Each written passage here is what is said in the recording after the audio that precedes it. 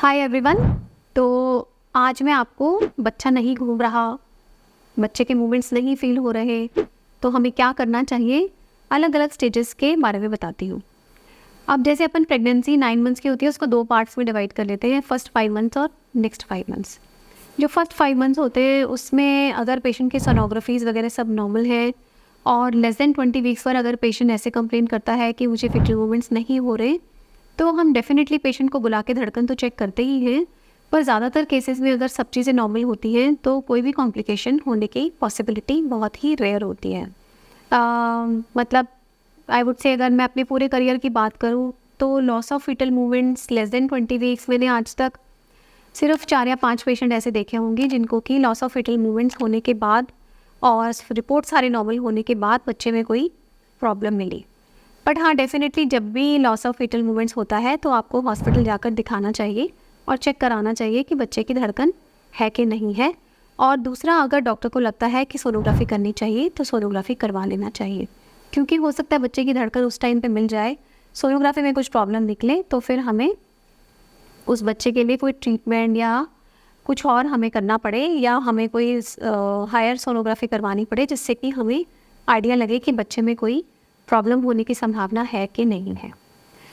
ज़्यादातर अगर अपन देखेंगे तो लेस देन 20 वीक्स पर मोस्टली लेडीज़ को मूवमेंट्स ठीक से परसीव नहीं होते हैं, एक्सेप्ट या तो बहुत पतली लेडी है या फिर उसकी सेकेंड या थर्ड प्रेगनेंसी है, जिससे उसको इस चीज़ का ठीक से पता है कि बच्चे के मूवमेंट्स किस तरह से होते हैं। तो ज़्यादातर केसेस में लेस देन 20 वीक्स पे अगर लॉस ऑफ फिटल मूवमेंट्स रहते हैं तो most of the times it is a false alarm, specially अगर पेशेंट के रिपोर्ट सारे नॉर्मल हों। अब अपन ज़्यादा इंपॉर्टेंट बात करते हैं loss of fetal movements after 20 weeks, जिसमें कि ज़्यादा इंपॉर्टेंट हो जाता है loss of fetal movements after 24 weeks, क्योंकि 24 वीक्स तक पेशेंट को मूवमेंट्स ठीक से फील होने लग जाते हैं। तो अगर patient loss of fetal movements के साथ आया है और आपने धड़कन चेक कर ली है, तो commonest cause loss of fetal movements का होता है इंडाइजेशन, ब्लोटिंग, और पेशेंट को मूवमेंट्स फील होने बंद हो जाते हैं। तो कॉमनेस्ट कॉज जो है वो ब्लोटिंग, इंडाइजेशन है। उसकी दवाइयाँ हम देते हैं पेशेंट को, थोड़ी देर ऑब्जर्व करते हैं, पेशेंट को मूवमेंट्स परसीव हो जाते हैं और उसको घर भेज देते हैं। फिर अगर अपन ये देखें कि दूसरे रीजंस क्या हैं, तो उसमें दूसरे रीजन से आता है बच्चे के आसपास पानी की कमी, मदर को वाटर लीक हो गया या वैसे ही अंदर पानी सूख गया, और इसके अलावा होता है बच्चे को सडनली माँ से ब्लड सप्लाई का बंद हो जाना, जो ज़्यादातर 26 वीक्स के बाद होता है।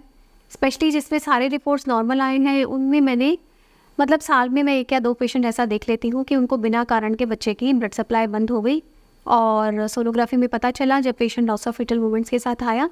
तो जब बच्चे की ब्लड सप्लाई माँ से आनी बंद हो जाती है तब फिर हम पेशेंट का सिजेरियन कर देते हैं। इसके अलावा बच्चे की ग्रोथ अगर कम होगी तो भी ऐसा होने की पॉसिबिलिटी है।